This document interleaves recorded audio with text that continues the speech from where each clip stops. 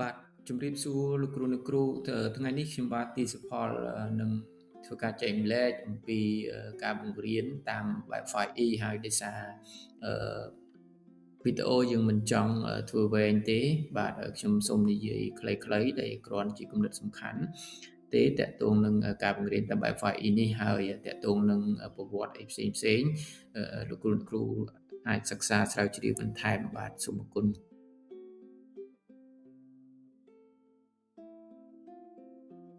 បាទហ្នឹងហើយមុននឹងបន្តទៀតយើងនឹងត្រូវឆ្វេងយល់អំពីនិយមន័យឬក៏អ្វីទៅជា 5E បាទ 5E គឺជាលំនាំនៃការបង្រៀនដែលជួយឲ្យសិស្សរៀនដោយការអង្កេតនិងធ្វើសកម្មភាពជាក់ស្ដែងវិធីសាស្ត្រនេះមានគោលបំណងឲ្យសិស្សក្លាយជាអ្នករៀនឯករាជ្យឆ្វេងយល់ដោយផ្អែកលើបទពិសោធន៍ផ្ទាល់ខ្លួននិងឯកសារពាក់ព័ន្ធបាទដែលមិនត្រឹមតែមកអង្គុយស្ដាប់គ្រូបង្រៀននោះទេបាទ 5E នេះដែរមាន5ជំហានបាទដែលខ្ញុំនឹងរៀបរាប់បន្តបន្ទាប់ហើយមានលោកគ្រូអ្នកគ្រូខ្លះក៏គាត់បានហៅថា5ដំណាក់កាលដែរអញ្ចឹង5ជំហានឬ5ដំណាក់កាលឯនេះវាមិនជាអ្វីទេអាស្រ័យទៅលើអ្នកហៅទៅចុះបាទជំហានទី1នេះគឺការទាញចំណាប់អារម្មណ៍នៅក្នុងចំណុចនេះគឺត្រូវធ្វើឲ្យសិស្សនឹងមានការចាប់អារម្មណ៍រៀនគឺលោកគ្រូអ្នកគ្រូជាអ្នកដើរតួនាទីសម្រាប់ភ្ជាប់បុរិយពុទ្ធិរបស់សិស្សទៅនឹងចំណេះដឹងថ្មីហើយចំណុចនេះនៅដើមមេរៀនលោកគ្រូអ្នកគ្រូត្រូវបង្កើតសំណួរវីដេអូឬក៏មានសកម្មភាពដែលទាក់ទាញចំណាប់អារម្មណ៍របស់សិស្សហើយគោលបំណងហ្នឹងគឺដើម្បីឲ្យសិស្សគិតអំពីអ្វីដែលពួកគាត់បានដឹងពីមុនដោយប្រើសំណួរគ្រូត្រូវធ្វើបែបណាដើម្បីឲ្យសិស្សនឹងចង់ដឹងបន្ថែមឧទាហរណ៍ថាគ្រូសួរថាតើហេតុអ្វីបានជាអីមួយឬក៏បង្ហាញរូបភាពឬវីដេអូខ្លីៗដែលជាសញ្ញានៃការនាំសិស្សឲ្យចាប់អារម្មណ៍បាទចំពោះ A ទី2នេះគឺការរុករកនៅត្រង់នេះត្រូវតែឲ្យសិស្សនឹងស្រាវជ្រាវឲ្យអស់ពីលទ្ធភាពហើយលោកគ្រូអ្នកគ្រូអាចប្រើយុទ្ធវិធីដោយសម្បូរបែបតាមវិធីរបស់ខ្លួនដើម្បីឲ្យសិស្សនឹងអាចសិក្សាស្រាវជ្រាវហើយការប្រើយុទ្ធវិធីនេះវាអាស្រ័យទៅតាមចំនួនសិស្សឬក៏ទំហំបន្ទប់រៀនរបស់លោកគ្រូអ្នកគ្រូហើយវិធីសាស្ត្រនេះមិនតម្រូវថាតតែសិស្ស25នាក់ឬក៏សិស្សតិចជាងនឹងឬច្រើនជាងនឹងទេយើងអាចប្រើតាមឋានភាពជាក់ស្ដែង60នាក់50នាក់ឬក៏លើសពីនេះអីជាដើម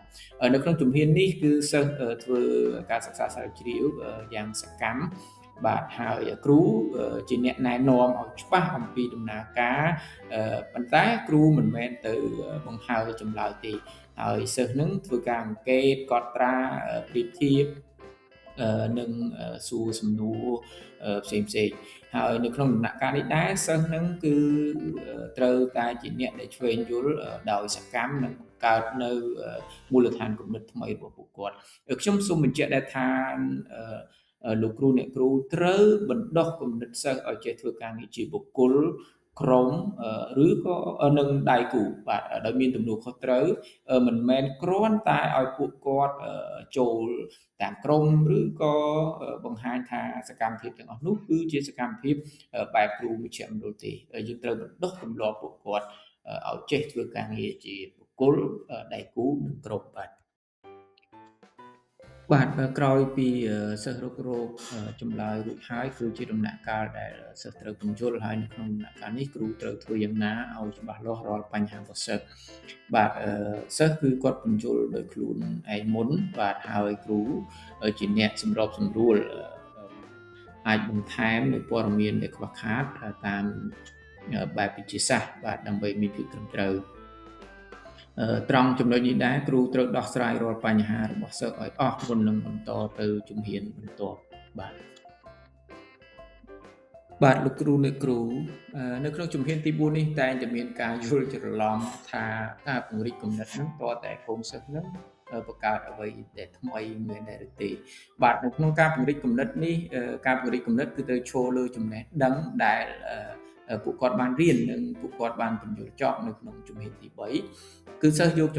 ចំណេះដឹងដែលបានរៀននោះទៅអនុវត្តនៅក្នុងស្ថានភាពថ្មីហើយពង្រីកចំណេះដឹងរបស់គាត់ទៅកាន់ទៅស៊ីជម្រៅមានន័យថាសិស្សយកចំណេះដឹងថ្មីនោះទៅអនុវត្តក្នុងបរិបទឬក៏បញ្ហាផ្សេងៗហើយខ្ញុំសូមបញ្ជាក់ថានេះជាជំហានដែលបង្កើតការយល់ដឹងស៊ីជម្រៅនិងតាក់ទងរវាងមេរៀននេះផងដែរអាចគាត់អាចសង្ខេបឡើងវិញឬក៏គាត់អាចធ្វើជាផែនទីគំនិតឬក៏គាត់អាចរកចំណុចសំខាន់នៃមេរៀននៃទាំងអស់នេះឬក៏ជាបញ្ហាប៉ុន្តែគាត់អាចរកដំណោះស្រាយហើយវិញនេះក៏ជាការពង្រីកគំនិតដែរមិនមែនមានន័យថាតើតែយើងយកចំណេះដឹងហ្នឹងបានហើយគាត់ទៅបង្កើតអ្វីដែលថ្មីមួយទេបាទនឹងខ្ញុំសូមបញ្ជាក់ឡើងវិញថាការពង្រីកគំនិតនេះគឺឈរទៅលើចំណេះដឹងដែលគាត់បានរៀននិងបានពន្យល់ចប់នៅក្នុងជំហានទី3នេះឯងបាទជំហានទី5នេះគឺរង្វាយតម្លៃហើយនៅក្នុងចំណុចនេះដែរគឺគ្រូវាស់វែងថាសិស្សយល់និងអនុវត្តបានយ៉ាងដូចម្ដេចគឺគ្រូធ្វើការអង្កេតសកម្មភាពរៀនរបស់សិស្សឬក៏ជាសិស្សគ្រូអាចធ្វើជាតេស្តខ្លីការសរសេរបញ្យលការសង្ខេបការបង្ហាញតមាត់ឬសកម្មភាពជាក្រុមផ្សេងៗសូមបញ្ជាក់ថាការរង្វាយតម្លៃមិនមែនគ្រាន់តែនៅចុងក្រោយនេះទេក៏ប៉ុន្តែគ្រូបង្រៀនត្រូវតែធ្វើការវាយតម្លៃគ្រប់ជំហានគ្រប់សកម្មភាពនៃការរៀនរបស់សិស្សផងដែរបាទលោកគ្រូអ្នកគ្រូនៅក្នុងចំណុចនេះយើងឃើញថាហេតុអ្វីបានរង្វាយតម្លៃនឹងនៅចំកណ្ដាលនៃពី E ទី1ដល់ E ទី4បាទការរង្វាយតម្លៃខ្ញុំសូមបញ្ជាក់ថាវាមិនមែនជាជំហានចុងក្រោយតែម្ដងទេប៉ុន្តែវាជាផ្នែកនៃការចូលរួមនៅក្នុងការនៃគ្រប់ជំហានទាំងអស់ដែលគ្រូបង្រៀនត្រូវតែគិតនៅពេលបង្រៀនគឺនៅក្នុងជំហានទី1គ្រូត្រូវវាយតម្លៃបរិបទរបស់សិស្សដើម្បីឈានទៅរកមេរៀនថ្មីដោយប្រុងប្រយ័ត្ននិងបង្កើតនៅការចង់ចេះចង់ដឹងចំណែកឯជំហានទី2និងជំហានទី3នោះគឺគ្រូវាស់ស្ទង់ការដឹងនិងសមត្ថភាពរបស់សិស្សហើយចំណែកជំហានទី4គឺការត្រង់ពង្រីកគំនិតនេះគឺគ្រូនិងសិស្សនឹងវាយតម្លៃអំពីរបៀបដែលប្រើចំណេះដឹងថ្មីរបស់ពួកគាត់ដូច្នេះរង្វាយតម្លៃបាទការវាយតម្លៃស្ថិតនៅកណ្ដាលដើម្បីបង្ហាញថាការបង្រៀនតាំងពីចាប់ផ្ដើមរហូតដល់ម៉ោងចុងក្រោយនោះត្រូវតែមានការវាយតម្លៃលទ្ធផលដើម្បីស្វែងរកដំណោះស្រាយនៅពេលក្រោយ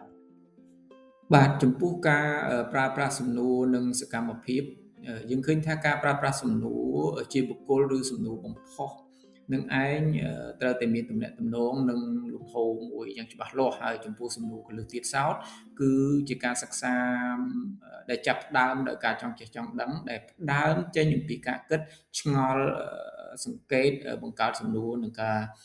ពន្យល់ហើយសម្រាប់សកម្មភាពបង្រៀននិងរៀនគឺសិស្សត្រូវតែដើរតួនាទីសំខាន់គ្រូបង្រៀនត្រូវចេះចាំអនុវត្តបាននៅយុទ្ធវិធីច្រើននិងតិចនិចសម្បូរបែបនៅក្នុងការអនុវត្តវិធីបង្រៀនមួយនេះបាទសរុបសេចក្តីមកយើងឃើញថា 5E នេះមានមូលដ្ឋានគំនិតសំខាន់ឲ្យសិស្សនឹងត្រូវស្វែងរកចម្លើយដោយខ្លួនឯងដោយប្រើសំណួរបែបរិះរកដោយមានសកម្មភាពបង្រៀនភ្ជាប់នឹងការប្រើយុទ្ធវិធីសម្បូរបែបតាមជំហាននីមួយៗដោយបដោតលើសិស្សហើយការបង្រៀននិងរៀនលោកគ្រូអ្នកគ្រូត្រូវបត់បែនដោយអាស្រ័យទៅតាមពេលវេលាស្ថានភាពសិស្សថ្នាក់រៀនប្រធានបទក៏ប៉ុន្តែត្រូវតែឈរនៅលើគោលគំនិតនៃវិធីនេះហើយខ្ញុំលើកទឹកចិត្តថាសូមលោកគ្រូអ្នកគ្រូចូលរួមផ្ដល់ឱកាសឲ្យសិស្សធ្វើការសិក្សាស្រាវជ្រាវឲ្យសិស្សបញ្ចេញយោបល់ឲ្យសិស្សធ្វើសកម្មភាពក្នុងការរៀននេះឲ្យបានគ្រប់គ្នាសូមគោរពអរគុណ